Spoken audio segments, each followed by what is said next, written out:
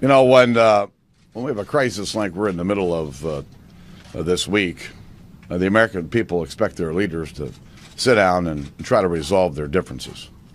I was at the White House the other night and listened to the president some 20 times explain to me why he wasn't going to negotiate. Sat there and listened to the majority leader in the United States Senate describe to me that he's not going to talk until we surrender. And then this morning, I get the Wall Street Journal out, and it says, well, we don't care how long this lasts because we're winning. Well, this isn't some damn game. The American people don't want their government shut down, and neither do I. All we're asking for is to sit down and have a discussion and to bring fairness, reopen the government, and bring fairness to the American people under Obamacare.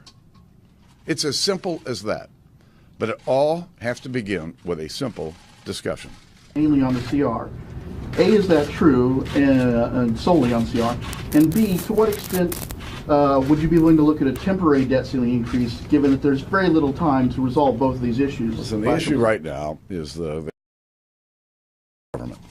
And all we're asking for is for Harry Reid to appoint conferees so we can sit down and have a conversation about bringing fairness to the American people and getting our government open. Mr. Speaker, you've been quoted before as saying that you do not want, that you want the debt ceiling to be raised, you do not want the U.S. to default. And Democrats are interpreting that as saying that at the 11th hour, when the president refuses to negotiate on the debt ceiling, you'll run a clean debt ceiling bill. So can you be clear as to where you and your conference is on the debt ceiling? Listen, you've all heard me say this going back over the last 2 or 3 years. Our goal here wasn't to shut down the government. Our goal here was to bring fairness to the American people under Obamacare.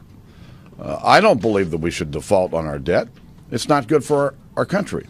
But after 55 years of spending more than what you bring in, something ought to be addressed. This year we'll have more revenue than any year in the history of our country and yet still have a nearly $700 billion deficit.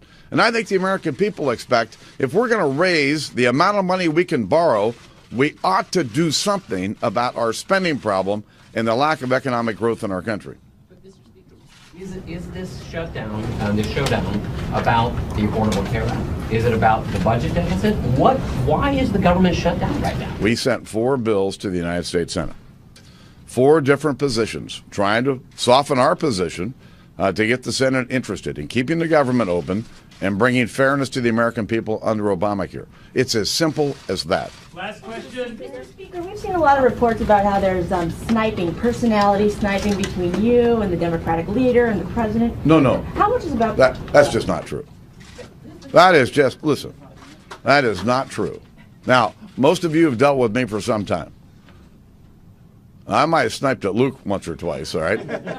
But I have very good relationships with all of my colleagues across the aisle. Listen, it's me.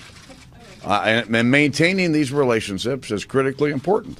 All I'm asking for is let's sit down like the American people would expect us and talk to one another about getting the government open and dealing with the significant problems that we face.